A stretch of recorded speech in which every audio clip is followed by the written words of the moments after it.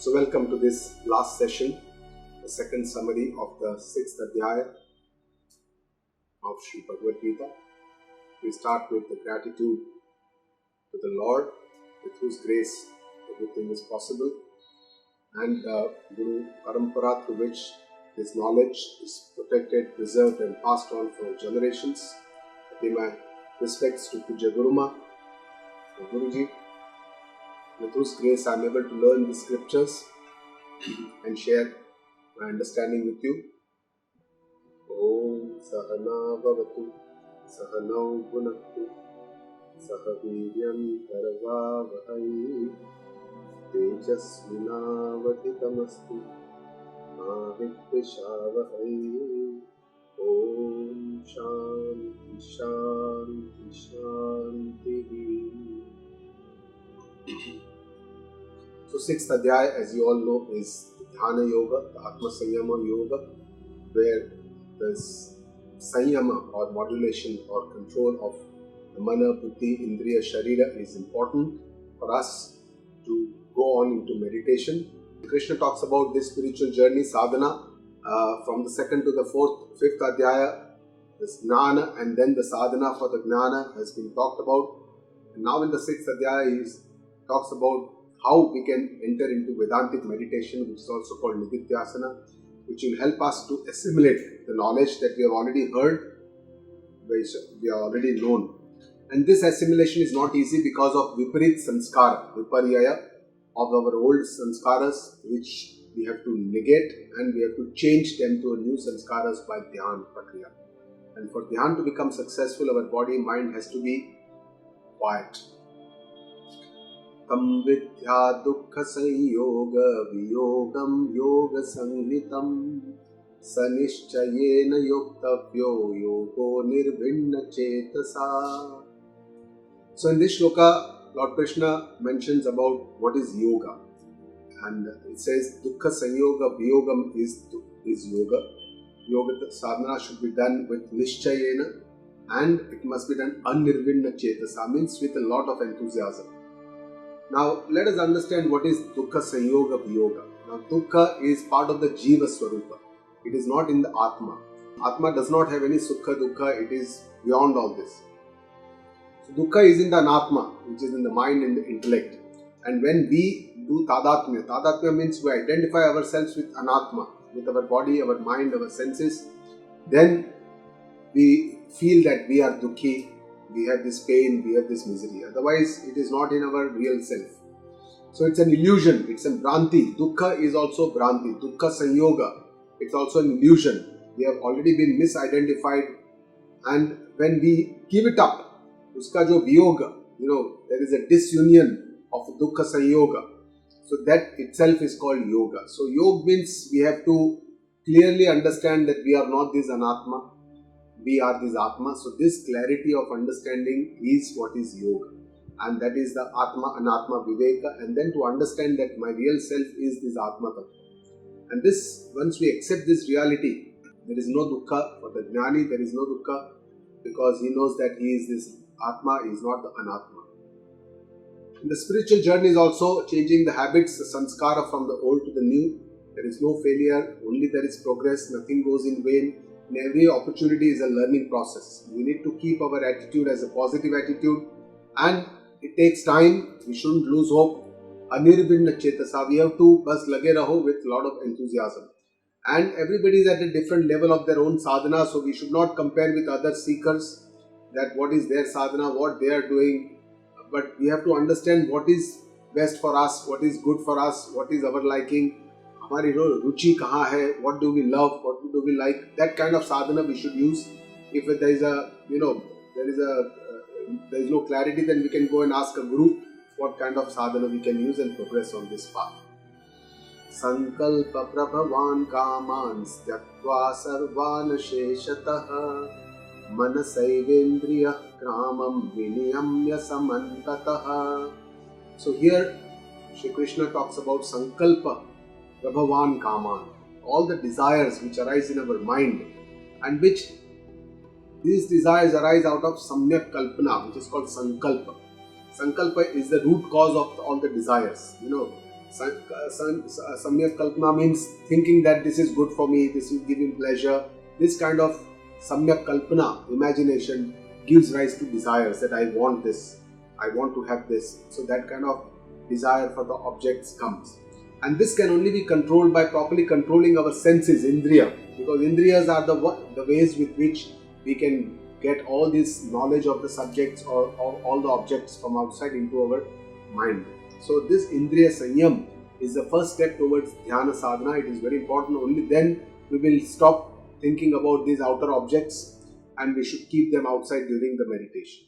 Shanaihi uparame buddhya dhruti gruhitaya atma sanstam manah krutva nakinchidapi chintayet. So this is a very nice, beautiful shloka where Lord Krishna says that progress happens very slowly. Shanaihi uparame. Dhire dhire karke mana upram hota hai. Mind, withdrawal of the mind. It's a very slow, gradual process. And this can only happen if we have a very firm intellect. This has to be done with our buddhi. But that buddhi, not the simple buddhi, but dhruti shakti of the buddhi. Dhruti shakti is that power of our intellect to control the force of emotions, the rage.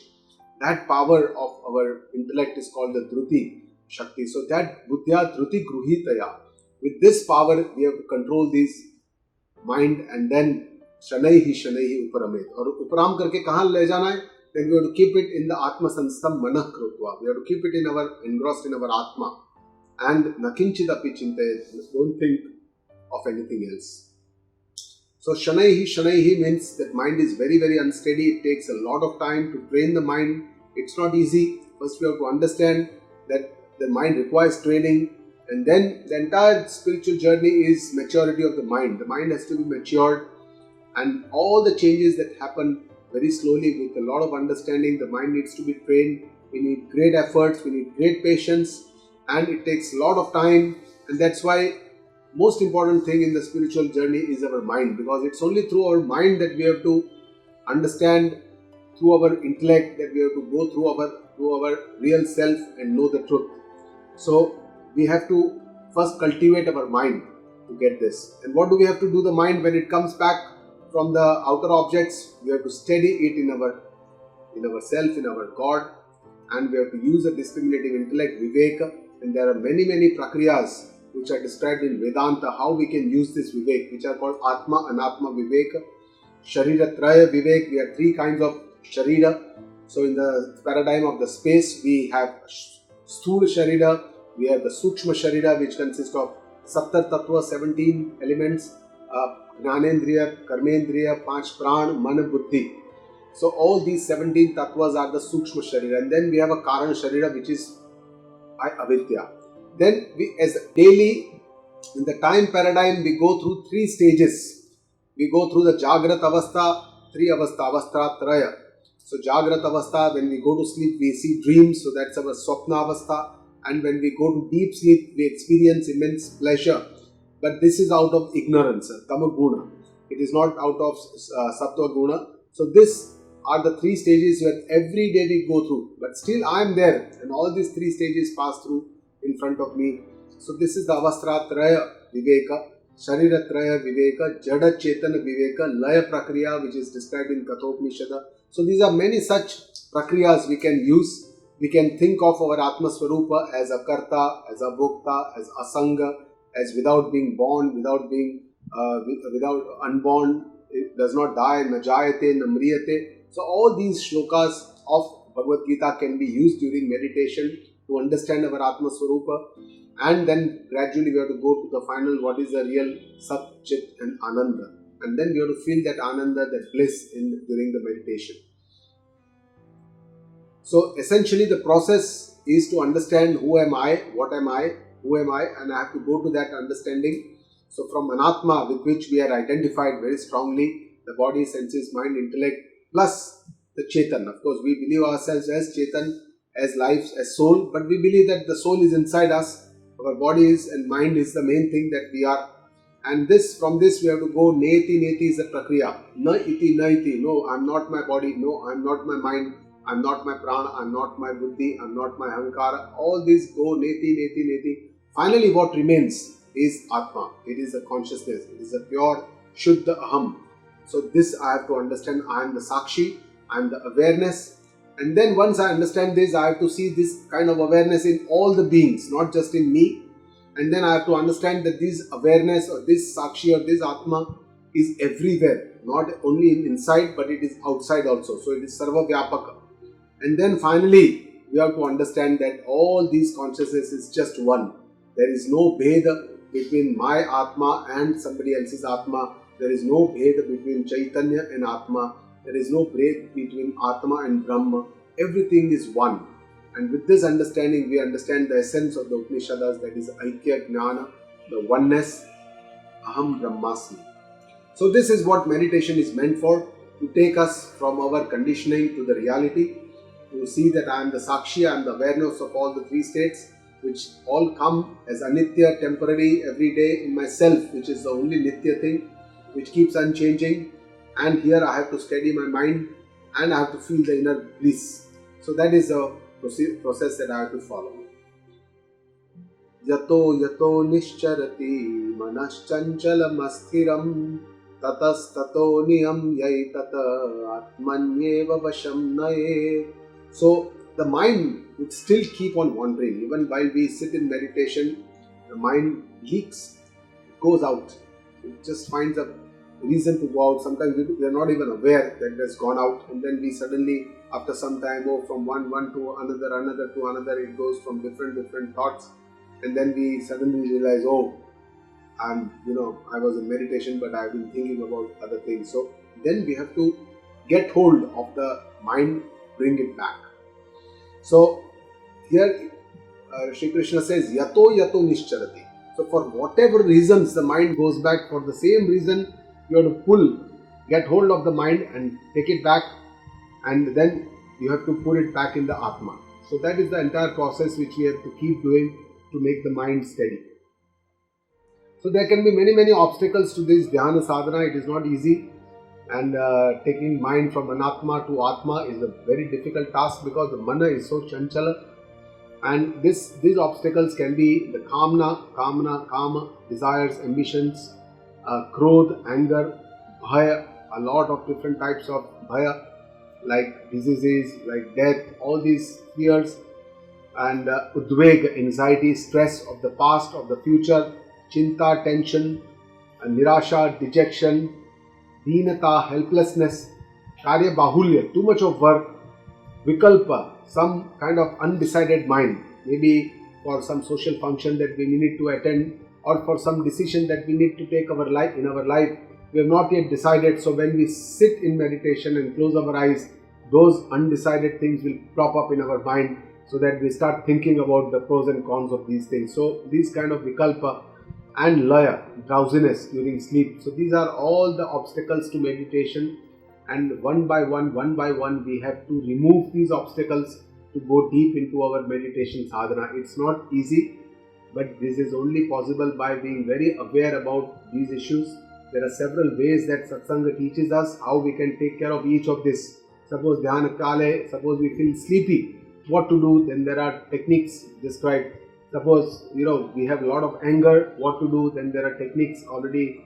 We have seen it in the previous adhyayas of Bhagavad Gita. So these are all the techniques that we can learn from Santa Mahapurusha, and then we can apply it in our life.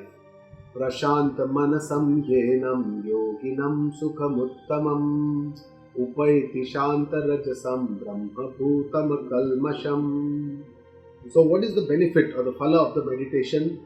By the yogis, by meditation they reach their Atma Swarupa by continuously negating the Anatma Samskaras or Anatmakar Vritti, and those who reach the one Brahma that is there in all as a Chaitanya, and who achieves this peace, Prashanta Manasam Yenam, Sukham Uttamam, and which destroys all the impurities, achieves eternal bliss, and in which the mind and the senses remain very quiet. So this is devoid of any kind of dukkha. So this is the benefit of meditation. Yunjan devam sadatmanam yogi vigata kalmashaha sukkhena brahma sansparsham atyantam sukham ashnute.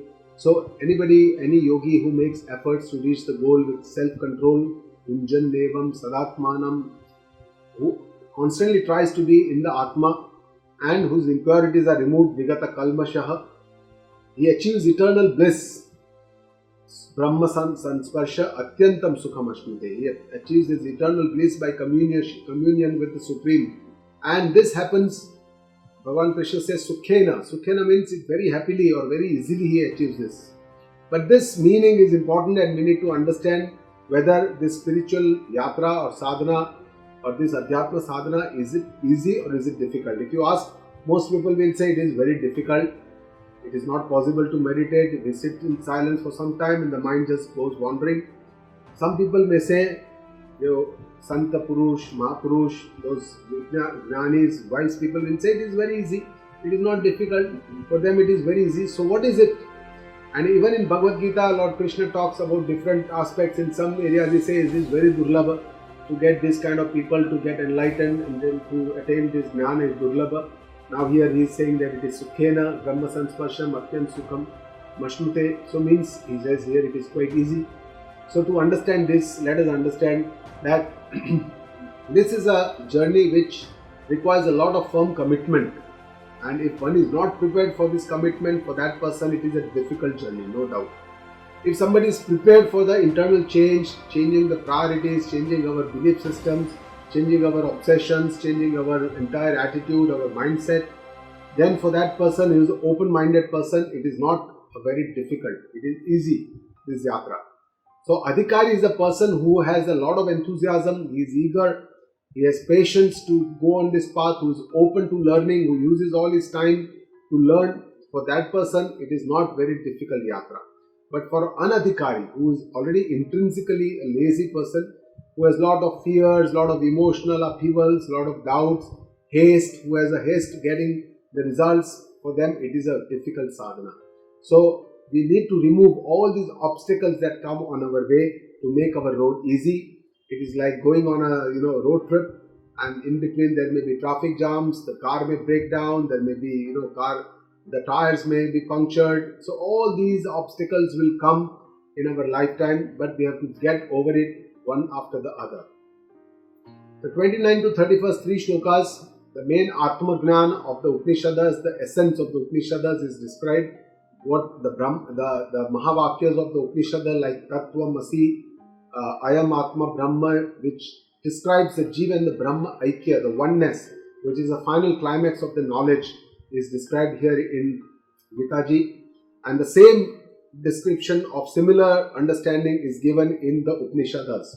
In Kaivalya Upanishad, the similar shloka is there, the 9th shloka, Sarva Bhutas Tamatmanam, whereas in Ishavasya Upanishad, the 5th shloka is Yastu Sarvani Bhutani Atmannevanu Pashyati Yasmin Sarvani Bhutani. So all these, the same kind of understanding is there in the Upanishads, and that's why Gitaji is considered to be the essence of the Upanishad. So here Tattvam Asi means Tat, Tvam and Asi, these are the 3 pada. Tat pada means Paramatma.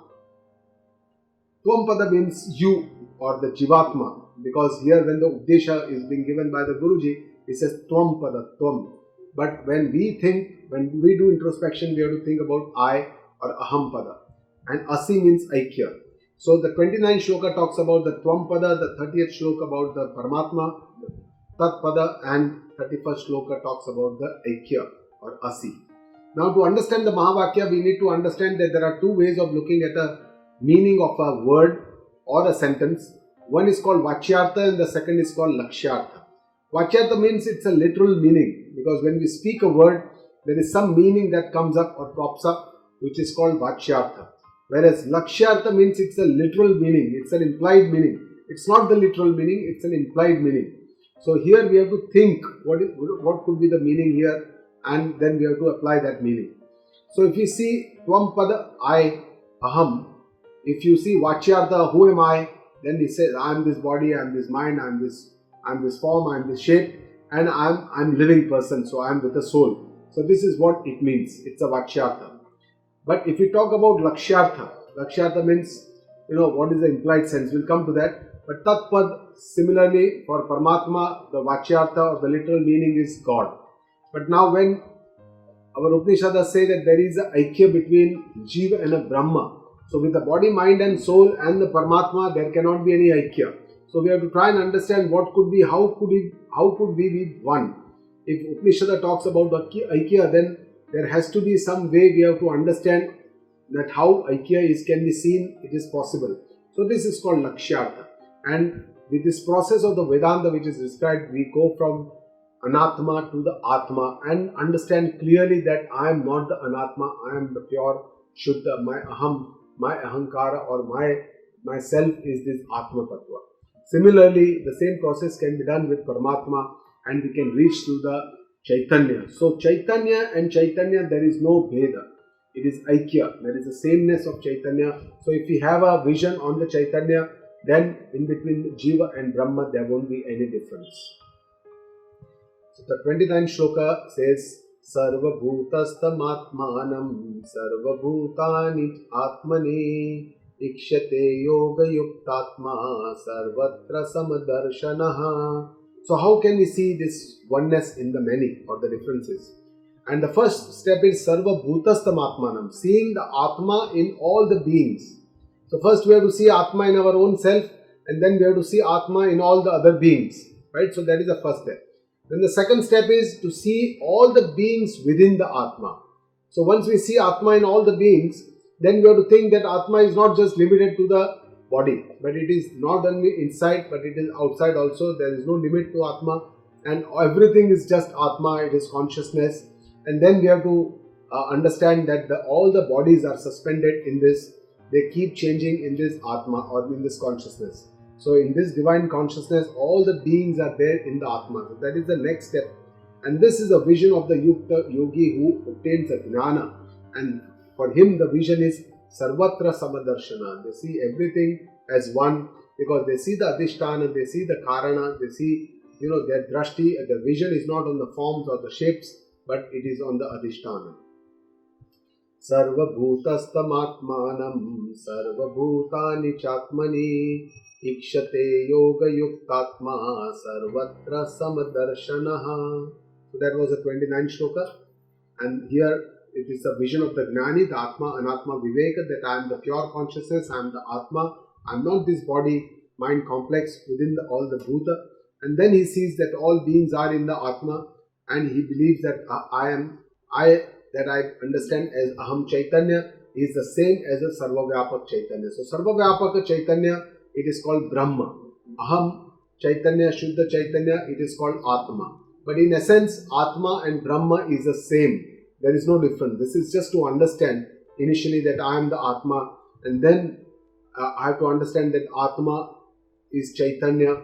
Chaitanya is Sarvavyapak. It is everywhere. It is omnipresent. And with this understanding, we understand that this is Brahma. So Atma, Chaitanya and Brahma are essentially similar words used in Vedanta.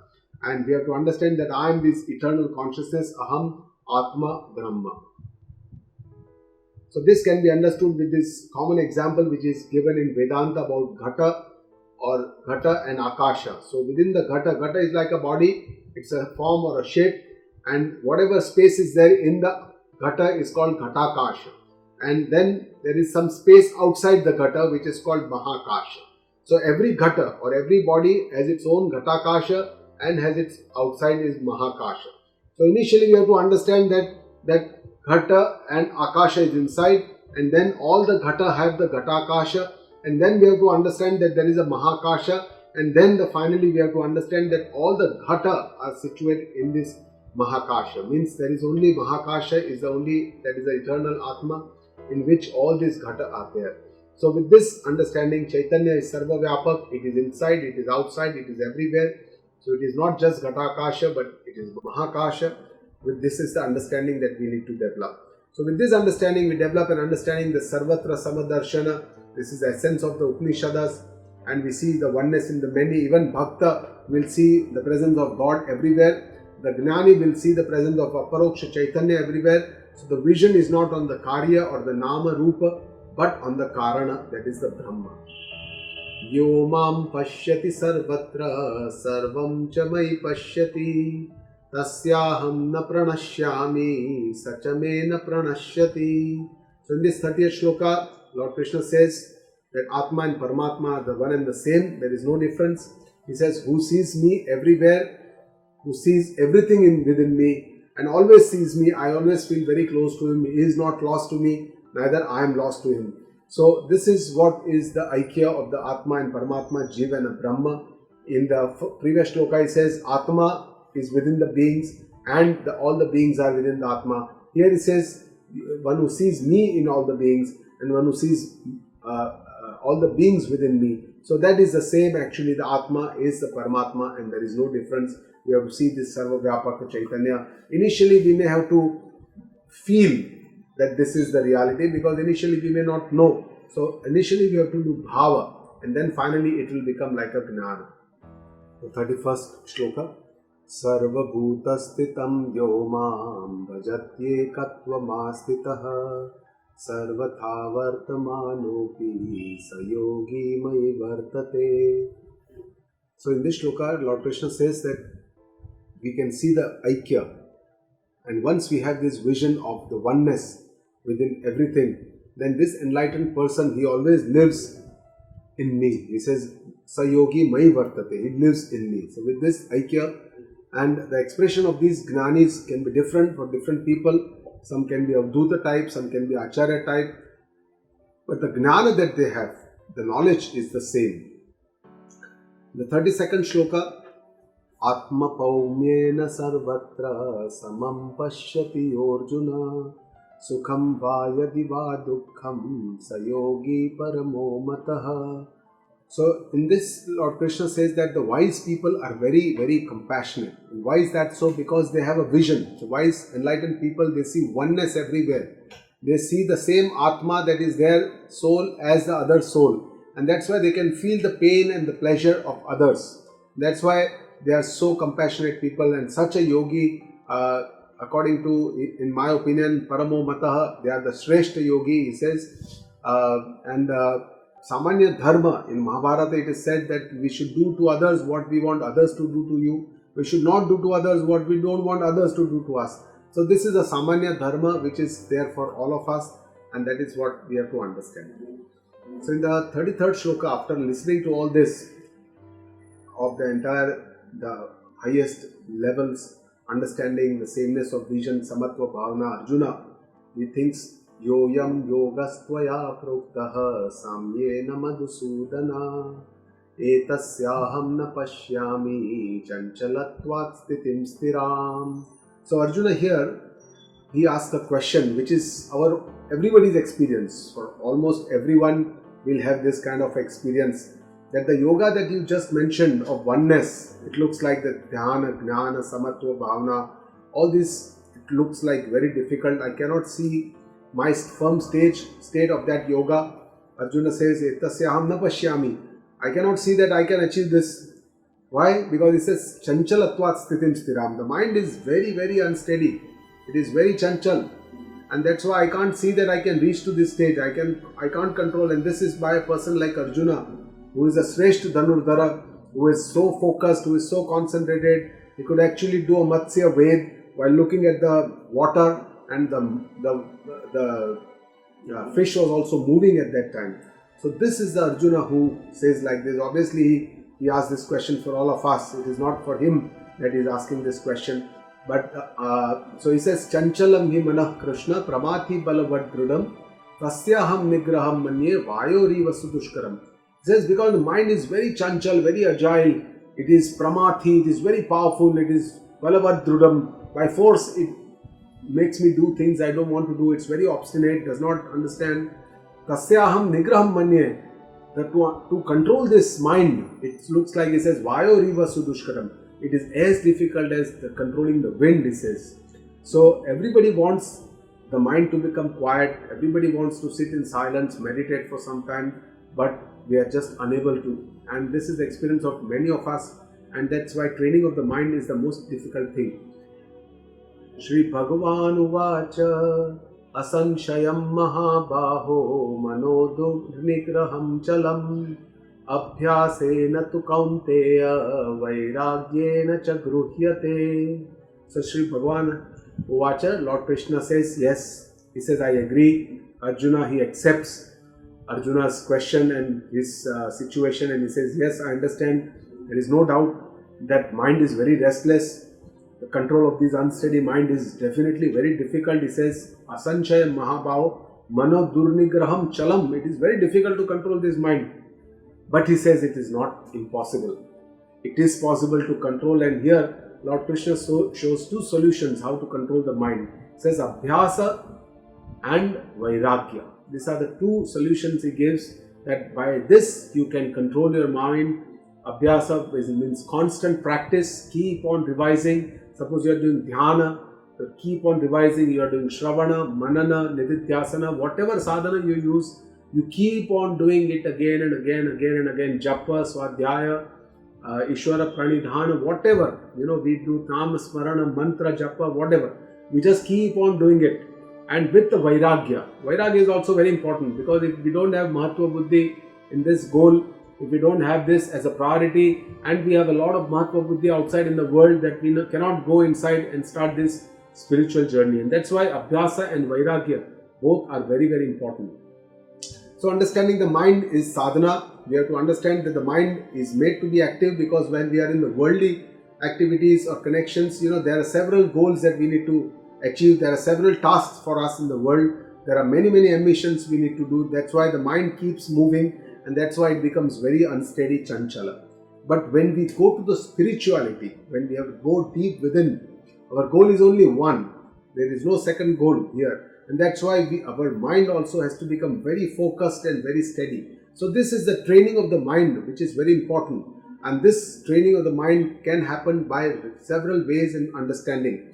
But our own volition, our own free will, and our own focus and concentration is very, very important if we want to control our mind.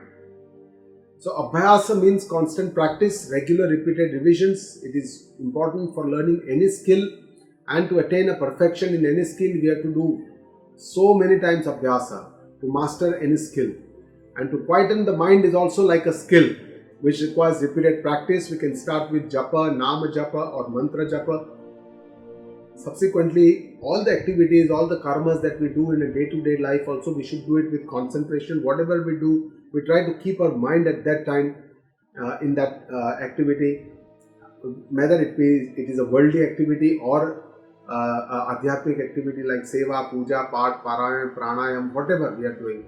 We should do it with concentration. We should do it with utmost respect, regularity, and for a long period of time. So this is constant practice. Vairagya means non-attachment or dispassion. There is no perfect word in English language which can denote what is Vairagya, but Vairagya can be said as disinclination, indifference to worldly objects, but this is not the real synonyms of Vairagya. Absence of Raga Dvesha in this world, and this kind of aversions or attachments or strong likes and dislikes go away, because we have this absence of Raga Dvesha, and this is also achieved by the right kind of understanding in the maturity of the mind, so that we don't give too much of importance or Mahatva Buddhi to these worldly objects. And that's why the attraction of these worldly objects reduces with understanding, and this is how we develop Vairagya. So Vairagya is not by pressure, it is not by force, it is not temporary by some circumstances, by some swajana mrityu, we call it a smashan Vairagya. We feel that, everything is useless, I don't want to, this world is not of much use.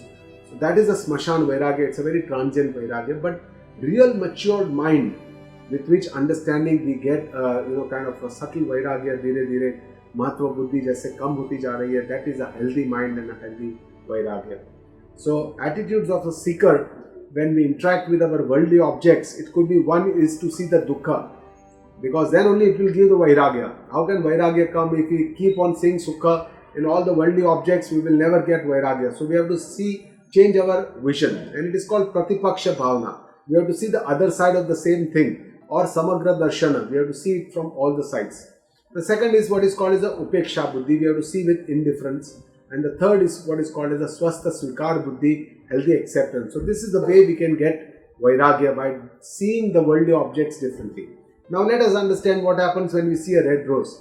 When we see a red rose, initially of course we see a beautiful red rose and we have a Sukha Buddhi, and then we will always have this desire, this thought that let me have one such rose with me also, it's very beautiful, let me smell it. So this kind of desires will come. But the rose always has the thorns along with it, and sometimes we may be bit by the thorn and we'll develop a kind of a dukkha buddhi. Or if we see our focus of our mind on the thorns rather than seeing the rose, then that will be the dukkha buddhi, so that we don't get too much attached to the rose. The second is a better buddhi, is the upeksha buddhi, where we have indifference to the sukha and the dukkha both. So that is even better. But the best buddhi is what is called as the swastha svikara buddhi, where it is like without raga dvesha we can interact with the rose as the rose is, with the thorns as the thorn is, without having too much of raga with the rose, or without having the dvesha with the thorns. So with this kind of an understanding, whatever is needed, we do vyavahara, whatever we appreciate the rose, it is beautiful, but don't get any attachment with the rose. So that kind of a swastha svikara buddhi is the highest form of attainment. Asanyyatatmana yogo dushprapa iti me mati vashyatmana tu yatata shakyo vaptumupayatah. So one who has no control over the own self, asanyyatatmana, one who has no control, for him this yoga is dushprapa iti me mati. In my opinion, Bhagavan Sri Krishna says this dhyana yoga is very difficult to attain, dushprapa. But one who is vashyatmana, one who has done everything under control, vasha, his atmana is under his vasha, and he is yatata. Yatata means who makes efforts, because without efforts nothing can be achieved. Shakyo vaptum upayataha. With all these upaya that he has been shown, the solutions, the yoga sadhanas which have been shown already, it is shakya. It is possible to enter into dhyana yoga. It is possible to go deep into meditation, into jnana yoga. And Lord says, this is my opinion. And that's why we have to understand and accept this, and we have to keep trying indefinitely to change our habits by constant practice, by vairagya, and by focusing on the goals. And then Arjuna with this probably must have thought, yes, it is possible. Bhagavan khud keh rahe hai ki abhyas and vairagya, it is possible to attain this siddhi. But he has another question now. He thinks that if somebody is not able to attain that goal, does not able to get to the goal, final goal in this life, then what will happen to his onward journey? So that is a question that Arjuna asked to Shri Krishna. Arjuna uvacha ayati shraddhayo peto yoga chalita manasaha aprapya yoga sansiddhim kamgatim Krishna gacchati. So he's been trying, he's shraddha, he has a lot of faith in this path, and he's trying his best. But for some reason, some obstacles came in his path. He got diverted from this yoga. He became yoga chalita manasaha. He became yoga brashta or yoga chalita. And now he is not trying adequately. He becomes ayati, because he is not trying his best. He doesn't have the same enthusiasm. And that's why he has aprapya yoga sansiddhi. He cannot reach to his final goal, sansiddhi. So kam gati Krishna gacchati. What is his onward gati? What will happen? Suppose he dies during this yoga sadhana. What will happen to his onward journey? And here the purushartha and the efforts, yatna, prayatna, which are very important, great efforts with the right proportions, persistence, priority, time, and in the right direction is important. Kachinno bhaya viprashta chinna brahmiva nashyati apratishto mahabaho vimudho brahmana pati. So one who has, due to the attachments, he could not be established in the yoga marga to reach the Brahma, whether he would be lost from both the sides, he is Chinna Brahmiva, and whether he would get destroyed like a crowd, Ubhaya Viprashta, because he is not able to, do his karma, whether he is not able to get his jnana also. He has not been in the worldly or in the spiritual. Both these aspects he is already, he is destroyed. So whether he would be destroyed like a small cloud gets destroyed very soon, whether that person will be destroyed or whether his journey will go downwards, adogati, into some lower lokas, that is the question of Arjuna. And he says, Etan me sanshayam Krishna chittumarhasya sheshatah twadanyah sanshayasya chittana yupapadhyate. So he says, oh Krishna, you are the only one who is capable of completely removing this doubt of mind, and because no one else apart from you can clear this doubt. And in this statement itself, Arjuna accepts Krishna as the Lord, because somebody's onward journey after death, only God can know. So he accepts Krishna as God, who is all-knowing, who is Sarvajna, and he has immense faith in Lord. He says, without you, nobody else can clear this doubt. Oh Krishna, you are the only person who can clear this doubt. You have all the capacities, all the understanding, all the knowledge to clear this doubt of mine. Shri Bhagavan Uvacha Partha Naiveha Mramutra Vinashastasya Vidyate Nahi Kalyana Krut Kaschida Durgatim Tata Gacchati. So this shloka is a big solace for all seekers, and Bhagavan कहते हैं कि ओ पार्थ, ओ तात, ओ my father, he says, relax, don't worry. He says, whenever anybody who has done any kalyana kruta, means any kalyanakari karma, means any elevating actions, he never goes durgatim tat na gacchati, kabhi, never it goes in vain, doesn't go downwards this journey, and he will never be destroyed. He will never vinashasya na vidyate, he says, he will never be destroyed in this world. Neither na iha na amutra, means neither in this world nor in the other world. They will never be destroyed. So in spiritual path, whatever little we do, it never goes in vain. There is no failure. There is only progress on this spiritual path. So that is a big solace for all seekers. Prapya punya krutam lokan ushitva shashwati samaha shuchi nam shrimatam gehe yoga prashto vijayate. So this is the onward journey of the Yoga Brashta Purusha. Lord Krishna says here that one who has fallen from yoga, who has not been able to achieve or accomplish the yoga, what happens to him? Having obtained this punya due to the good deeds of the past, he achieves the higher loka. Then he has to stay in the higher lokas for a long period of time, sometimes many years, sometimes many janama also. And then he does a lot of punya bhoga. He does a lot of bhoga. And when you do bhoga, all your punyas, they become kshina. They get destroyed. And after the kshina punya, means all the punyas are destroyed, he has again to take a birth on the Martya Loka, on this world. And this birth he will take in a pious family, which is a dharmic family, or a prosperous family, Srimatam. So Srimatam is a prosperous family where he can again start his sadhana. But this is a big chakkar, it is a long chakkar, because if you go to the upper lokas, then all his punya gets gets destroyed, and then he comes back to Martya Loka, and then he can start his sadhana. But Lord Krishna describes another journey. He says Athava. Athava means a second option.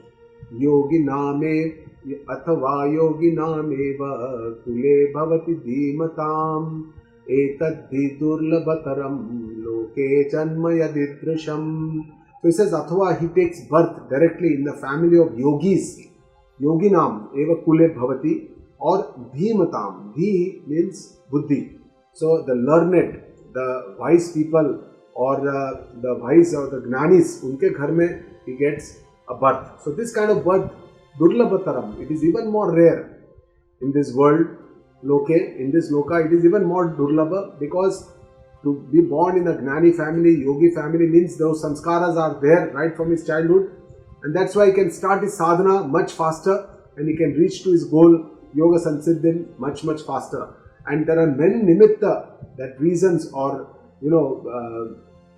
occasions. Bhagavana creates all these circumstances, occasions, so that the sadhana gets started. The sanskaras of the previous janama, they become from dormant, they become jagrat, and one can start the onward journey soon.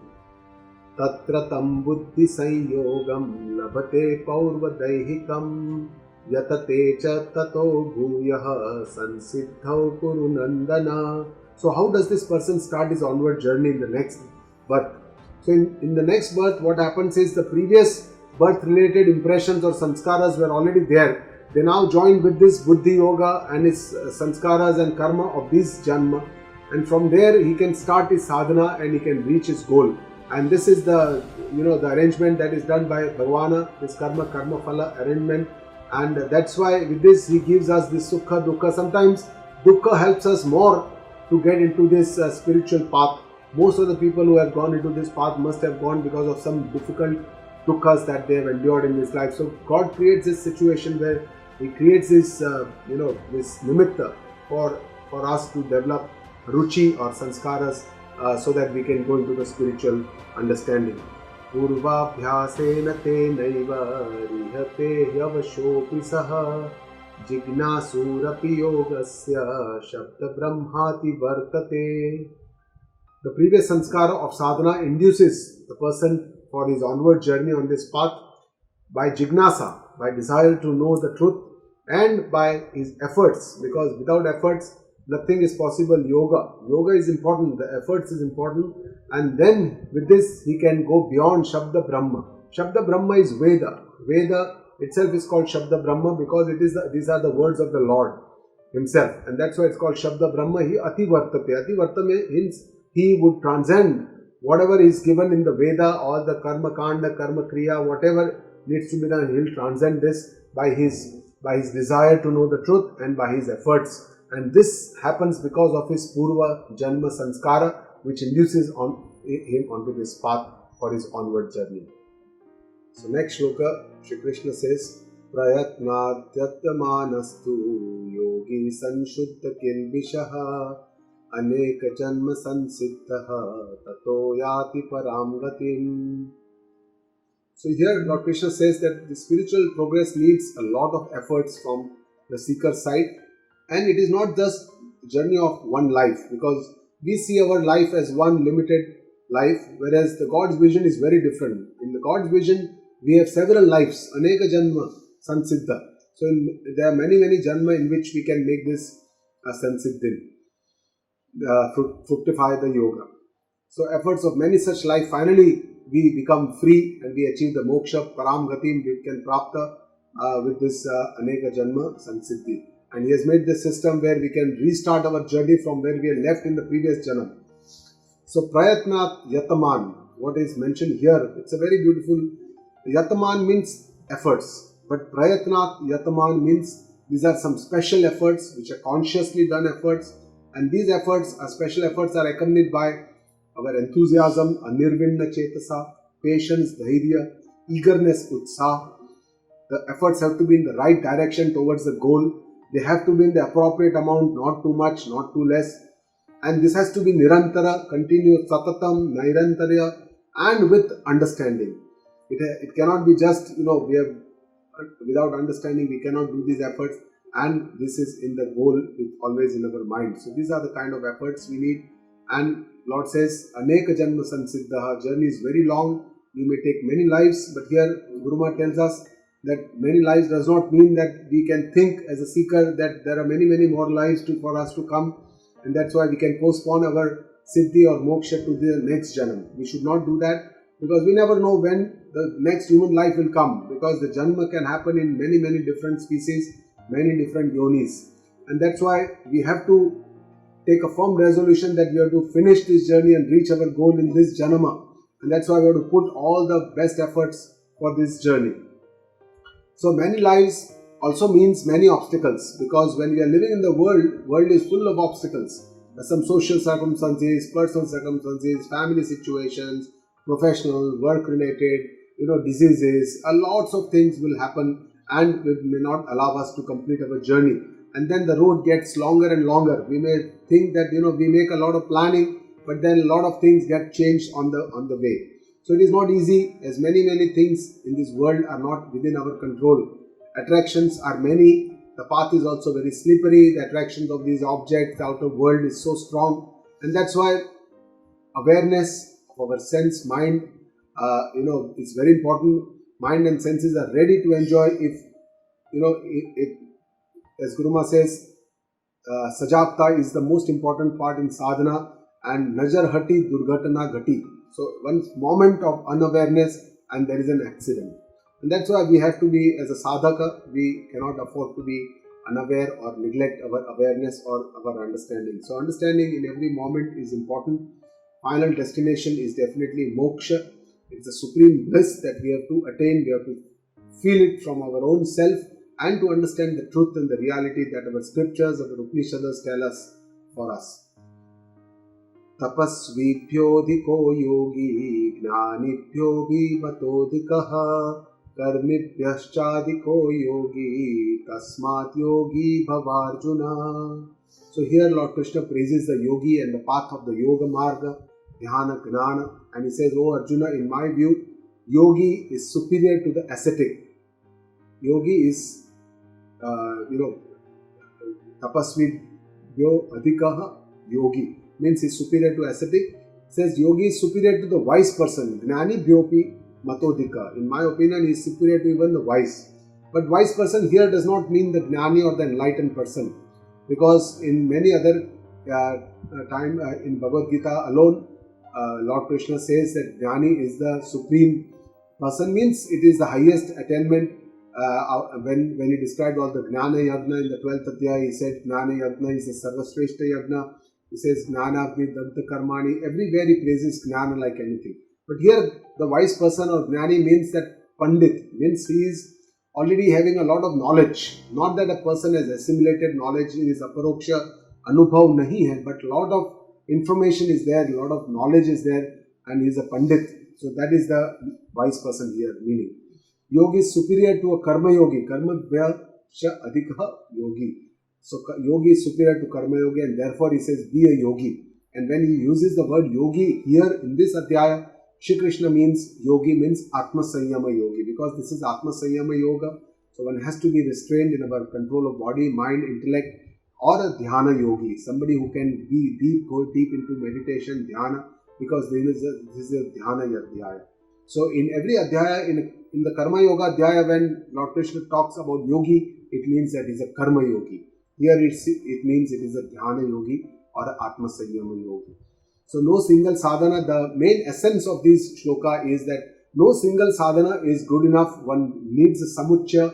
Collectively, one should use comprehensively all the sadhanas, karma, bhakti, gnana, dhyana, all these sadhanas, ashtanga yoga, all these we should use, tapa, japa, swadhyaya, everything we should use, all the sadhanas that are available to us, and we should make a comprehensive sadhana based on this. So it says that, ascetic or a tapascharya.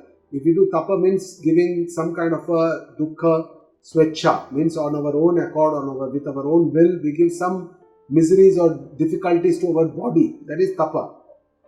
But if we keep doing it too much so that we cannot do our ongoing dhyana sadhana, if we give so much of difficulty, suppose we do a fast for 10 days at a stretch, then it will give so much of pain, misery to the body that we will not be able to do jnana sadhana. So for that, Lord Krishna has already said balance, yuktahara, viharasya, all this is important, and we must understand that it's a collective use of all the sadhana which is important. So finally, in the last shloka is the end of the adhyaya. Lord Krishna says, yogi namapi sarvesham matkatenantaratmana Shraddhavan bhajate yo mam same yukta tamo matah. So he says, who is the best yogi? And the best of all the yogis is the person who keeps his mind in me. Madkate nantaratmana. Always who is Shraddhavan bhajate yo mam. Means he worships me with a lot of faith. And that person, in my opinion, yukta tamo mataha. Same yukta tamo mataha. He is the best yogi in my opinion, he says.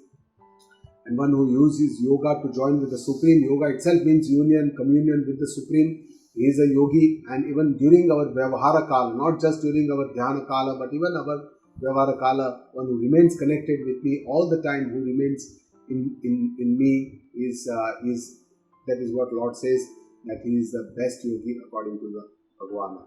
We come to the end of the Adhyaya. The Adhyaya Pushpika is generally at the end of the Adhyaya. Every Adhyaya, Om Tat Sat, the three names of the Supreme Lord. Iti Srimad Bhagavad Gita Asu, the song by the Lord, which is in the form of Updesha to Arjuna.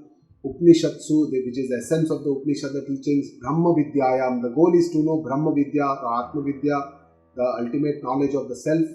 Yoga Shastra, the way to reach this Brahma Vidya or to reach this goal is the Yoga Shastra or the Yoga Marga, which is a spiritual journey that we have to do. Shri Krishna Arjuna Samvada, which is told to us as a dialogue between Shri Krishna and Arjuna. Atma Sanyama Yogo Nama Shashtodhyaya, talks of control of the senses, mind, intellect by meditation. So let us just quickly revise the 6th Adhyaya. The first two shlokas, Lord Krishna compares Karma Yogi with Sannyasi and praises Karma Yogi. Third shloka, he says, Aru Rukshor Muner Yogam Karma Karana Uchyate Yoga Rudhastya Tasyaiva Shamah Karana Uchyate. And then he describes who is a Yoga Rudha in the fourth shloka. He says there are three conditions, Na Karma Shanusachyate, Nendriyateshu, And Sarvakar Sankalpa Sannyasi, he is a yoga ruda. And in the 5th and the 6th shloka, he talks about Uddhared Atmanatmanam and Bandhuratmatmanastasya, means that we have to make our own self-efforts to improve, and mind is our friend if we know how to win over our body, mind and sense intellect. And then in the 7th and the 8th shloka, he gives the attributes of a Yukta Yogi. In the 9th shloka, the Samatva Yogi, the vision of a Samatva Darshana. 10 to 15 shloka, he gives a lot of important instructions starting from Shuchau Deshe Pratishtapya, Sthiramasana Atmanaha, and then he gives all the instructions how the mana must be ekagra tattaikragram manah krutva, and then we have to go into meditation. 16th and 17th, seekers for rules for diet activity, yuktahara viharasya, and not eating too much, not sleeping too much, all these balancing lifestyle. 18-19 shloka, state of the Yukta Yogi, compares his Yatha Deepo Nivatasto, compares his mind with a lighted lamp. And 20 to 22, the bliss of a Yoga Samadhi, the climax of meditation. And 23rd shloka, what is this yoga? 24 to 26 shloka, the meditation process, how it works from Anatma, how we have to come back to Atma all the time.